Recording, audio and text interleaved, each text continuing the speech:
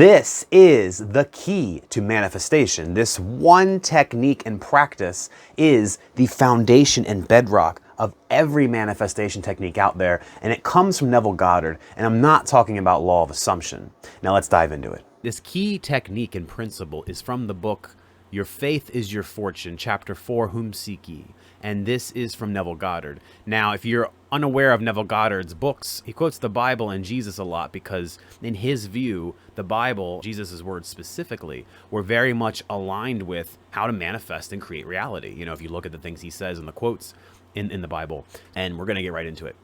Now, we're not going to read the whole chapter because it'll take forever. So I've highlighted some important passages that we're going to go over together. We'll talk about it, what it means and what it may mean for manifestation. And when I learned this, stick with me, because when I learned this, it totally changed the game for me. So let's get started. You are master of all that you will ever be aware of being. Okay. You could be completely isolated by man from that which you are conscious of being. Yet you would, in spite of all human barriers, effortlessly draw to yourself all that you were conscious of being. And he gives us an example of what he means. The man who is conscious of being poor does not need the assistance of anyone to express his poverty. The man who is conscious of being sick, though he may be isolated in the most hermetically sealed germ-proof area of the world, would still express sickness. There is no barrier to God, for God is your awareness of being. And regardless of what you are aware of being, you can and do express it without effort. So what is he saying here? So Neville is positing in this chapter that you are the master of all you will ever be aware of being. That your awareness, and more importantly, your perception and awareness of yourself and of things around you, quite literally creates and transforms reality. So that whatever concept you have of yourself, you will make manifest in this world.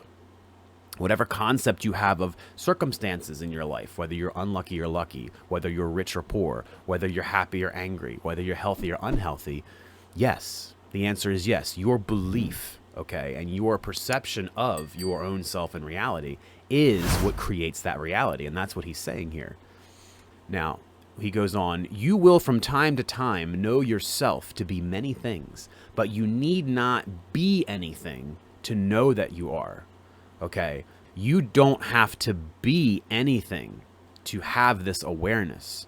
As he goes on to say, he clarifies, you can, if you so desire, disentangle yourself from the body you wear. In so doing, you realize that you are a faceless, formless awareness and not dependent on the form you are in your expression. You will know that you are. You will also discover that this knowing that you are-ness is God, the Father, which preceded all that you ever knew yourself to be. Before the world was, you were aware of being, and so you were saying, I am. I am is two of the most powerful words in the human language, because whatever you say after I am is what you become. And I am will be. After all that you know yourself to be shall cease to be. And here he's basically saying, he's telling us here that it doesn't matter it doesn't matter what you're busy being and doing at this very moment, that the second you know yourself, the second you know that you are, the second that you embody that I am, you can change everything. You can become whatever you want to be through that self-concept. Before the world even was, you were I am. You were this formless awareness before you even became a human in this incarnation. And in that place is where your power lies. Things that are not now seen will be seen the moment you become conscious of being that which is not now seen. Now that sentence is ridiculous and a tongue twister. Neville was great, but sometimes he gets convoluted in his wording. But basically, things that are not seen will be seen the minute you become aware of them. The minute you become conscious of that, and especially in yourself, the minute you be and become and are aware of that which is unseen, then the unseen becomes seen. You appropriate the consciousness of the level you desire to express by claiming that you are now expressing such a level. And again, he's kind of repeating the same concept here, that you become that level of consciousness the moment that you express and claim that you are now doing it. The moment you claim it, you are it. The moment you do it, you are it. The moment you start acting from that place, the moment you become it. This is ascension, and it is limitless, for you will never exhaust your capacity to ascend. And this is, I can attest to this from my own journey, as you continue to raise your vibration, right? As you continue to raise up your vibration, as you continue to modify your self-concept and your concept of the world around you, you continue to elevate and elevate and elevate. And the reason this is a limitless journey is, one, we're a human incarnation, you know what I mean? So we're always going to be closer and closer to the one, closer and closer to God, closer and closer to that unity with the universe. And that's an infinite spectrum, as all things in the universe are, from one end of the scale to another. But from that new vantage point, right, from that new mountaintop, you can see an even higher mountaintop in the distance. And that's why, it's a limitless ascension. Far greater is he that is in you than he that is in the world. The power within you, that awareness, that imagination, that beingness within you is far greater than any power in this world. And a lot of the great Hindu sages and saints have said the same thing. If you deny me, I shall deny you also. And here Neville is saying, if you deny me, your awareness of being, then life, creation shall deny you also. Claim yourself to be that which you want to be, and that you shall be. It's pretty straightforward in this one. Jesus would not permit himself to be called good master. He knew that there is but one good and one master, and he knew this to be his Father in heaven. The awareness of being. The kingdom of God, good, and the kingdom of heaven are within you. It's not some external thing. God is within us. Okay, creation is within us. That awareness and that power is within us. Change your conception of yourself, and you will, without the aid of masters or anyone else, automatically transform the world to conform to your changed conception of yourself. You are told in the book of Numbers that there was a time when men were in their own eyes as grasshoppers. And because of this conception of themselves, they saw giants in the land. This is as true of man today as it was the day it was recorded. Man's conception of himself is so grasshopper-like that he automatically makes the conditions round about him appear gigantic. In his blindness, he cries out for masters to help him fight his giant problems. And Jesus tried to show man that salvation was within himself and warned him not to look for his Savior in places or people. If anyone should come saying, look here or look there, believe him not, for the kingdom of heaven is within you. So here is another example from the Bible where when men saw themselves as grasshoppers, then they saw the world as full of giants, and they were scared and afraid, not realizing it was by their own power that they created this state. Jesus not only refused to permit himself to be called good master, he warned his followers, salute no man along the highway and greet no man along the way. He made it clear that they should not recognize any authority or superior other than God the Father, even himself. He even went out of his way to say, look, don't idolize me, don't follow me as a master, as whatever, take the teachings, but don't idolize the teacher, because the power is within you. The same power that led Jesus to perform miracles is within all of us.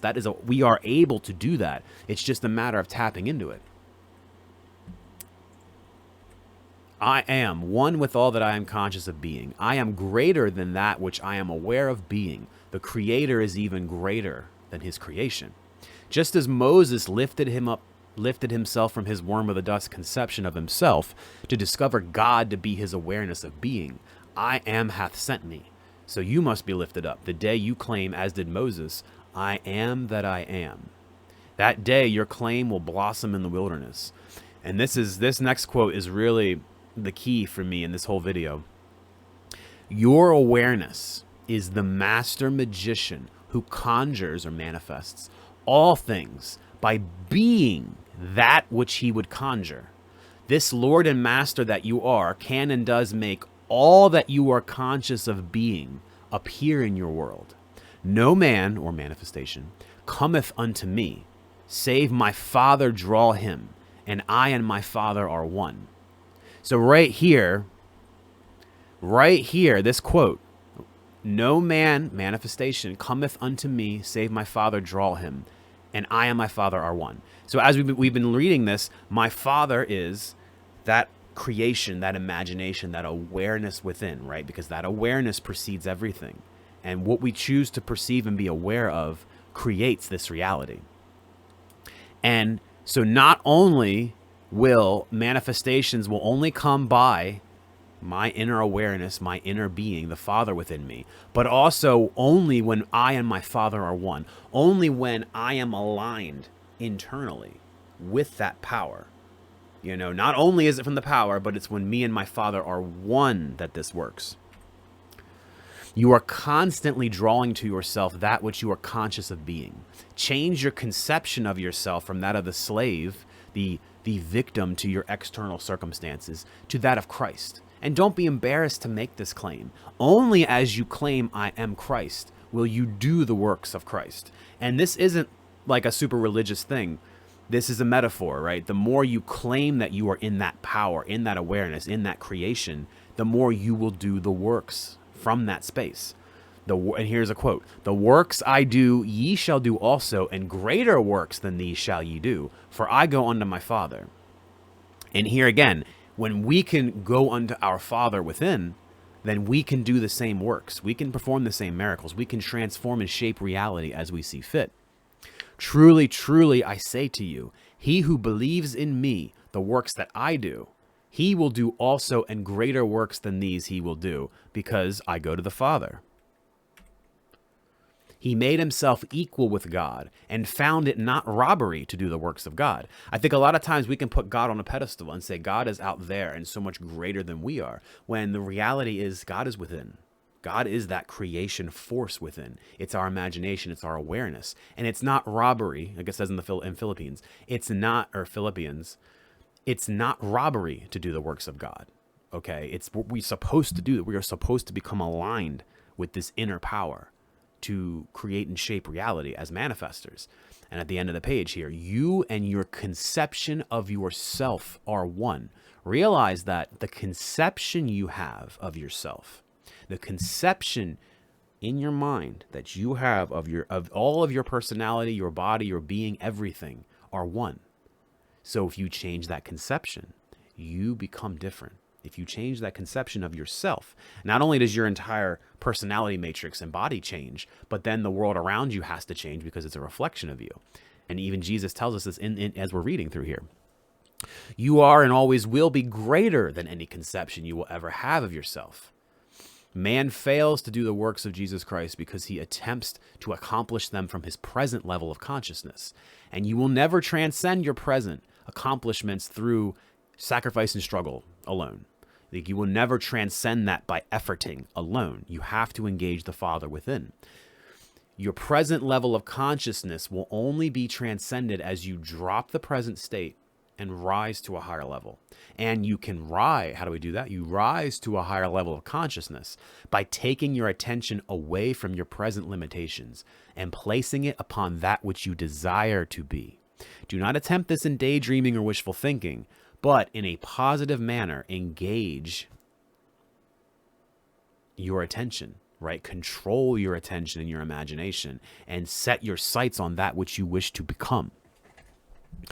Claim yourself to be the thing desired. I am that. No sacrifice, no diet, no human tricks, no struggling. All that is asked of you is to accept your desire if you dare claim it, because if you dare claim it, you will express it. And he says to meditate on these quotes. I rejoice not in the sacrifices of men. Again, not through struggle and sacrifice necessarily. It's going to be more about that key foundation. Not by might nor by power, but by my spirit, right? Ask and you shall receive. And a quick note about that one. When you pray, ask for what you want in prayer as though and as if you already have it, right?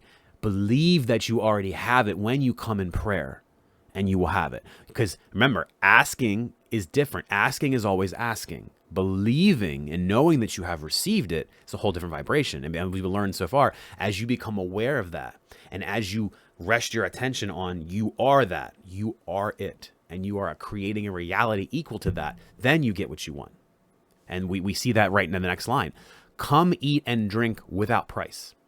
Come eat and drink without price. Simply be aware of it. The works are finished. All that is required of you to let these qualities into expression is the claim, I am that. Claim yourself. to be that which you desire to be, and you shall be.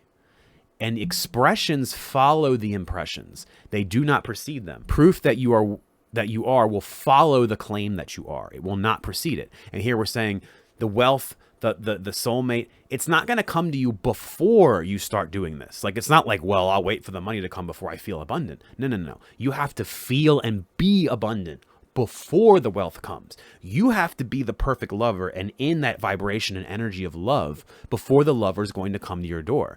Expressions follow the impressions. They do not precede them. Leave all and follow me.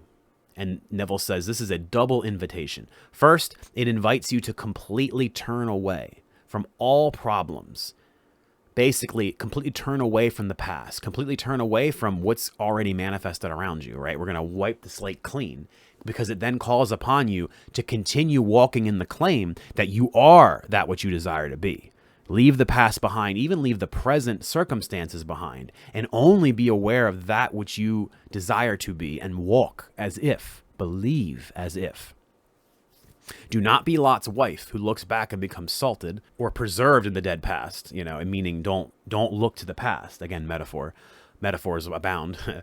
Be Lot, who does not look back, but keeps his vision focused upon the promised land, in this case, the thing desired. He keeps his focus on the thing desired and walks forward, where his wife turns back to the past. Do this, and you will know that you have found the master magician, making the unseen the seen through the simple command, I am that. And this is really the most powerful foundational concept and technique for manifestation, as we heard here. What does all this mean? What Neville is telling us here, what Neville is saying in this reading here, in this chapter is, really, to me, the foundation of this entire book, Your Faith is Your Fortune. What you choose to focus on, your concept of yourself, your perception of reality, and quantum physics confirms this years after Neville, quantum physics, observer affects observed. How we choose to perceive reality changes reality.